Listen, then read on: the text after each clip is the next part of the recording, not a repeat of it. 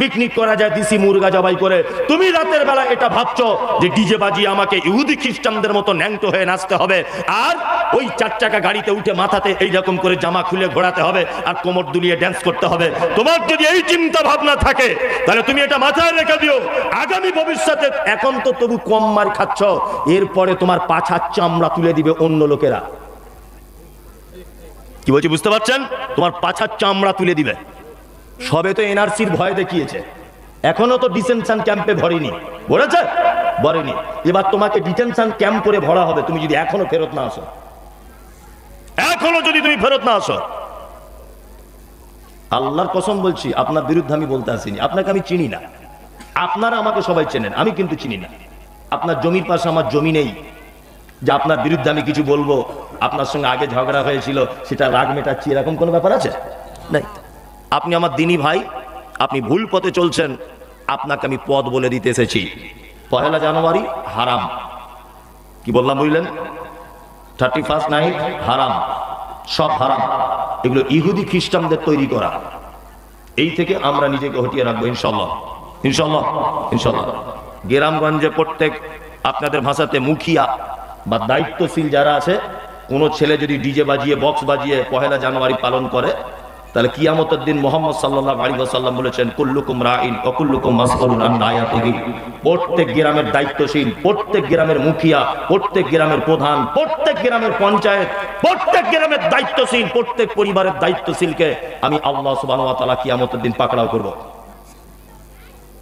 আপনার ছেলে যদি এই পাপে লিপ্ত হয়, অবশ্যই আপনাকে কিয়ামতের মাঠে আসামির কাঠগড়াতে দাঁড় করানো হবে। এই গ্রামে যদি 1 জানুয়ারিতে কোনো রকমের কিছু বাজে, অবশ্যই এই গ্রামের যিনি মুখিয়া আছেন, প্রধান আছেন, পঞ্চায়েত আছেন, যিনি দায়িত্বে আছেন, কিয়ামতের দিন ওনাকে আসামির কাঠগড়াতে দাঁড় করানো হবেই, কোনো ভুল নেই। এ কথা মুহাম্মদ সাল্লাল্লাহু আলাইহি ওয়াসাল্লাম বলেছেন। ইনশাআল্লাহ আমরা এই ব্যাপার থেকে নিজেদের বাচ্চাদেরকে হটিয়ে রাখবো ইনশাআল্লাহ। চলুন, মুহাম্মদ সাল্লাল্লাহু আলাইহি ওয়াসাল্লামকে ভালোবাসতে হবে। আল্লাহ তাআলা বলছেন যদি আমাকে ভালোবাসো, আমার ভালোবাসা যদি পেতে চাও, মুহাম্মদ সাল্লাল্লাহু আলাইহি ওয়াসাল্লামের আনুগত্য করে চলো। আল্লাহর ভালোবাসা, আল্লাহর সাথে প্রেম ভালোবাসা করতে গেলে কি করা লাগবে? প্রথমে এটা জেনে নেন, আল্লাহ কোরআন মাজিদে যেটা নিষেধ করেছে সেটা মেনে নিতে হবে, ছেড়ে দিতে হবে। আল্লাহ কোরআন মাজিদে যেটা করতে বলেছে সেটা করে নিতে হবে। ইনশাআল্লাহ আমরা করব, ইনশাআল্লাহ আমরা ছাড়বো, ইনশাআল্লাহ। তাহলে আল্লাহর প্রথমে একটা কোরআনের আয়াত বলি, কয়েকটা জিনিস আল্লাহ বলছে ছেড়ে দাও, ইনশাআল্লাহ ছেড়ে দিব। হ্যাঁ, তাহলে দেখা যাক আপনাদের ঈমান কেমন জোর আছে। আল্লাহ বলেন, ইয়া আইয়ুহাল্লাযীনা আমানু ইন্নামাল খামরু ওয়াল মাইসিরু ওয়াল আনসাবু ওয়াল আজলামু রিজসুম মিন আমালিশ শাইতান ফাজতানিবুহু লাআল্লাকুম তুফলিহুন। এটা কোরআনের আয়াত।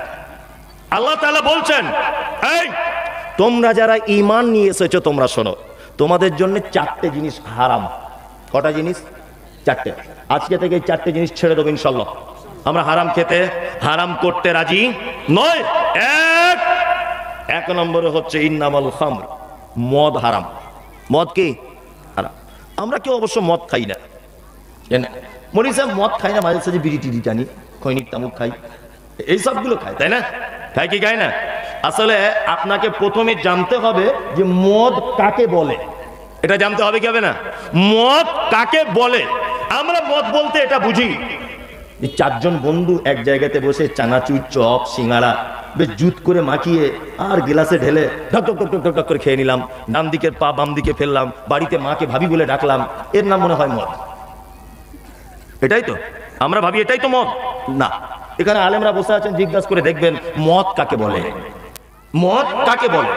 আল্লাহ নবী সাল্লাল্লাহু আলাইহি ওয়াসাল্লাম তিনি বলেছেন, এমন একটা নেশাদার জিনিস যার বেশি পরিমাণ খেলে তোমার মাথাটা চক্কর দিয়ে ঘুরিয়ে দেয়, তার অল্প পরিমাণটাও হারাম।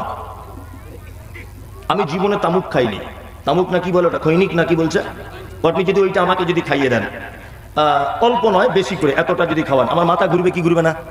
ঘুরবে, এটা হারাম। আমি কোনোদিন বিড়ি টানিনি, আপনি যদি আমাকে এক বান্ডিল অর্থাৎ 1 প্যাকেট বিড়ি একসাথে যদি টানতে বলেন, আমার মাথা ঘুরবে কি ঘুরবে না? ঘুরবে, এটা হারাম। 1 গ্লাস পানির জায়গায় যদি আপনি 5 গ্লাস যদি পানি খান, কারো মাথা ঘুরবে? ঘুরবে। একটা চকলেটের জায়গায় যদি আপনি 20টা চকলেট খান, মাথা ঘুরবে? ঘুরবে না তো? না, 2 পিস মাংসের জায়গায় যদি আপনি 10 পিস খান, মাথা ঘুরবে? ঘুরবে না।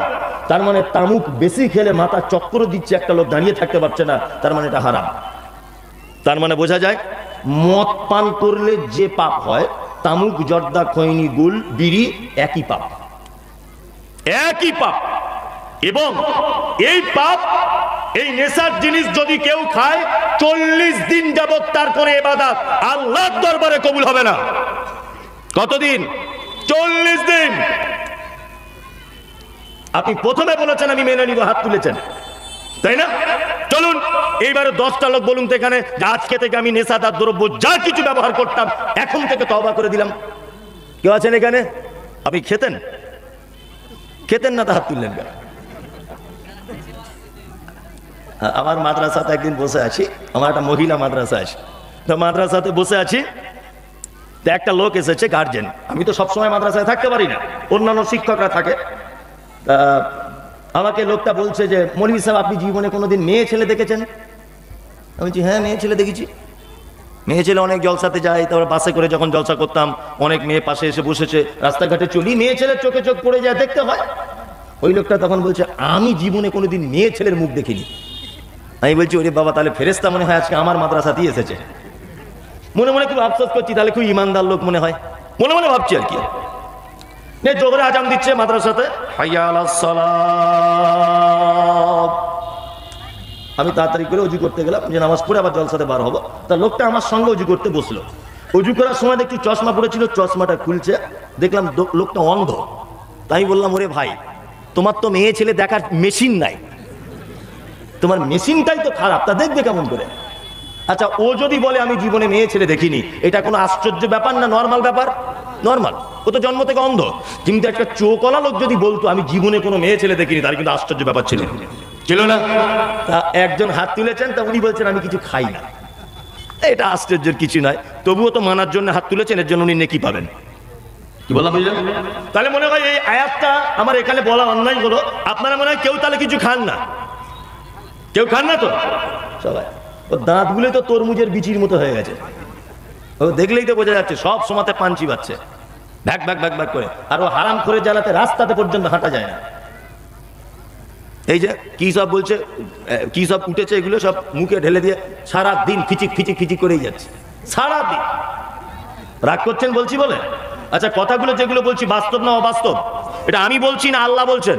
আল্লাহ বলছেন তোমরা যারা ঈমান এনেছো তোমাদের জন্য নেশার জিনিস হারাম, চলবে না। চলুন আপনি যদি এখনো হাত তুলতে যদি না পারেন, আর একটা